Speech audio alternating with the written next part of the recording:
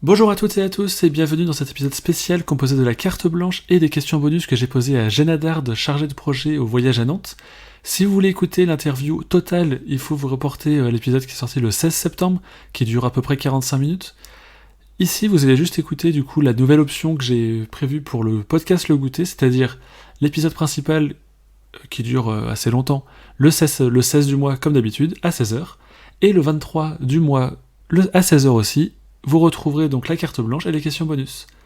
Je vous laisse donc en compagnie de Jenna Dard et de moi-même. Bonne écoute. Miam, miam, miam. Du coup, Jenna, quelle est ta carte blanche ? Donc j'ai choisi de parler d'un projet que j'aime beaucoup, qui s'appelle 22 Ibusway et 22 artistes. C'est un projet qu'on a mené avec la CEMITAN, donc la Société des Transports Publics Nantais, partenaire avec lequel on travaille de manière régulière. Donc, notamment, chaque année, on invite un artiste à intervenir sur 2 tramways. Cette année, il y a Choro-Crièche qui intervient sur 2 tramways dans la ville. Ils seront visibles jusqu'à fin mai 2021. Mais on a travaillé de manière pérenne avec la CEMITAN sur une collection de 22 œuvres d'art qui vont donc durer au moins 10 ans, on espère. Sur la nouvelle flotte de bus, les Ibusway, qui circulent de Foch Cathédrale à Vertou. Et l'année dernière, la CEMITAN a changé toute la flotte, enfin Nantes Métropole a changé toute la flotte pour permettre à la CEMITAN de les exploiter. Et ce sont des bus qui mesurent 22 mètres de long, qui peuvent accueillir 150 personnes et qui sont totalement électriques. Donc c'était un investissement très important pour la métropole. Et ils se sont dit, un investissement de ce type, ça serait bien de l'accompagner symboliquement d'un projet artistique. Donc on a travaillé avec eux et on leur a proposé donc, de travailler avec 22 peintres. Donc à chaque peintre a été confié un bus et ils ont imaginé d'interpréter l'idée d'un tableau en mouvement sur chacun de leurs bus. D'autres ont répondu de manière très différente par le texte. Par exemple, une artiste comme Claire Chénier a répondu par le phrasé, la phrase, en choisissant de mettre « La peinture arrive là où les mots manquent ». D'autres ont choisi de répondre par des peintures, des collages. Et on a travaillé avec eux sur la manière donc, de réinterpréter ces projets pour les adapter sur le bus, puisque c'est adhésivé. Donc, pour la plupart d'entre eux, c'était une première de travailler en tant que peintre sur une peinture qui ne serait pas visible en tant que telle, mais qui serait retranscrite sur un adhésif. Et ça a été très intéressant de travailler avec l'entreprise qui a réalisé ça, qui s'appelle Graphibus, puisque l'idée c'était de rendre le plus fidèle possible le rendu, les couleurs de chaque projet sur de l'adhésif qui est nécessairement un matériau qui va neutraliser beaucoup de choses. Et les artistes ont été agréablement surpris du résultat et ils ont comme ça la chance d'avoir une œuvre d'eux qui circule toute la journée dans la ville.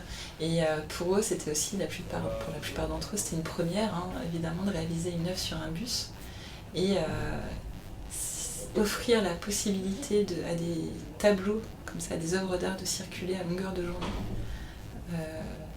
Je trouve que c'est un beau projet. Et même parfois ça introduit le doute parce que voilà, les gens prennent le bus, ils savent pas forcément en fait quel est ce projet, pourquoi chaque bus est différent, et il y a beaucoup d'interrogations. Et j'aime bien cet endroit aussi de l'art, de provoquer quelque chose qu'on maîtrise pas, de provoquer l'interrogation, de provoquer l'émotion et le questionnement, et se dire mais voilà, cette situation est étrange. Et je pense que c'est un peu l'ADN de notre travail en tant que programmateur et programmatrice au voyage à Nantes, c'est de créer ces situations d'étrangeté et d'émerveillement dans la ville où on ne sait plus vraiment si on est dans un monument, dans une œuvre, dans un bâtiment, dans un bus, lambda.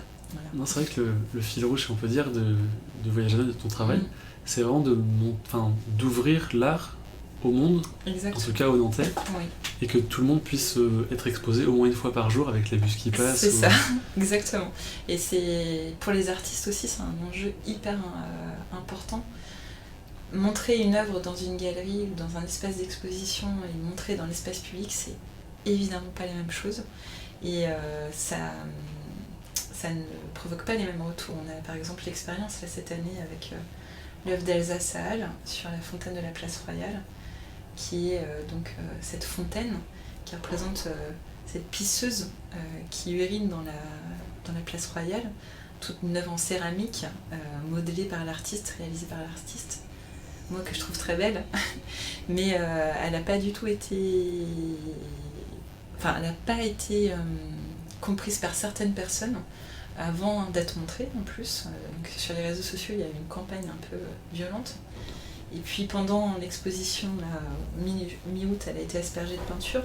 C'est une œuvre qui suscite vraiment beaucoup de débats. Mais et là, on ne se remet pas en cause dans notre choix parce qu'on se dit c'est ça aussi notre rôle, c'est de provoquer des choses, de ne pas provoquer les gens de manière violente, hein, mais de provoquer le questionnement.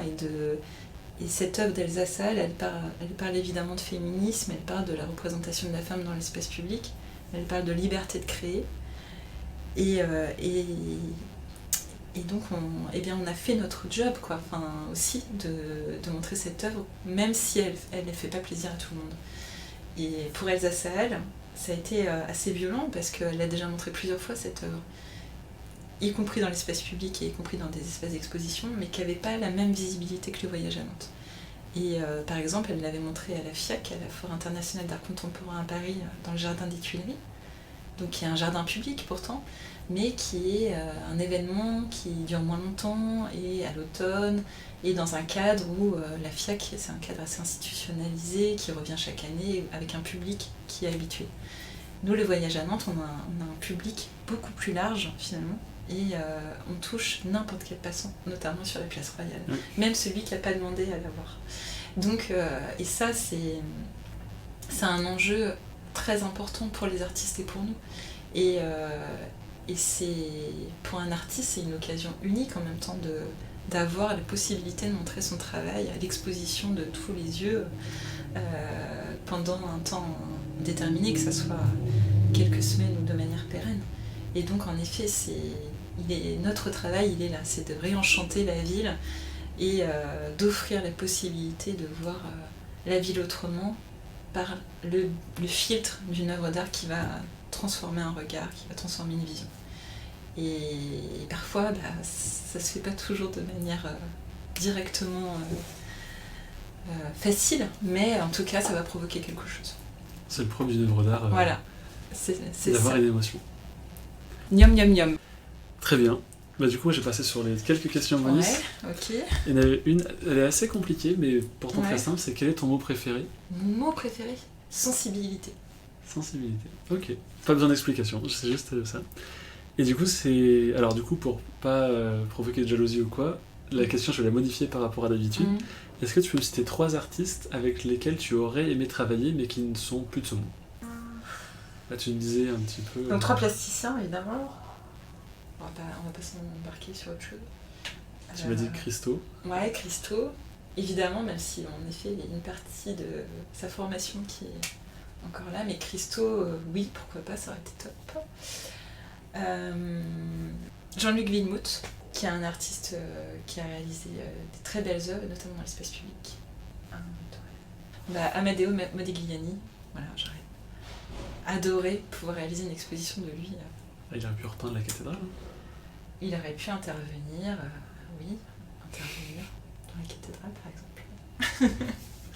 Donc du coup c'était Christo, Jean-Luc Villemout, Amadeo Modigliani. Du coup c'est très différent. Mais... Ah bah Et alors du coup ça c'est une question que je pose tout le temps, j'aime bien, c'est la dernière question. Ouais. C'est la rencontre avec quelqu'un de connu, la plus étrange, bizarre, un peu folle, gentiment, il n'y a pas de... que t'aies pu faire dans ta vie. Professionnel du coup. Ah, ou personnel, peu importe. Une de mes plus importantes premières expériences de travail, c'était avec l'artiste Orlan en 2011. lorsque je travaillais au musée d'art de Nantes et où j'ai réalisé donc l'exposition Un bœuf sur la jungle, c'était le titre de l'exposition, très bizarre, avec cet artiste. Et pour moi, ça a été comme gravir 20 marches en même temps, parce que c'est une artiste qui a une renommée évidemment très importante, qui est assez dure en fait quand même, et qui a un niveau d'exigence évidemment qu'on a à ce niveau de carrière, et mais en même temps qui était extrêmement pétillante et toujours pleine d'idées, et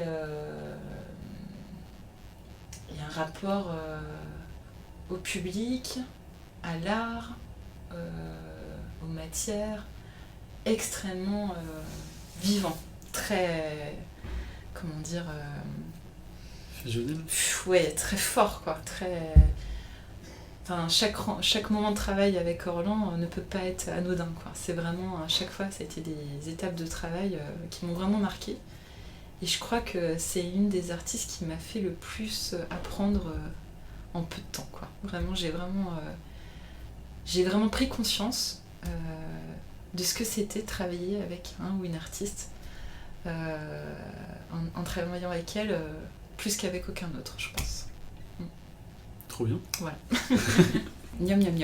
Et voilà, c'est déjà terminé. Rendez-vous le 16 octobre pour le prochain épisode avec une artiste cette fois-ci, une artiste nantaise. Je ne vous dis pas son nom car je garde la surprise, mais je vous dis à très bientôt. Ciao.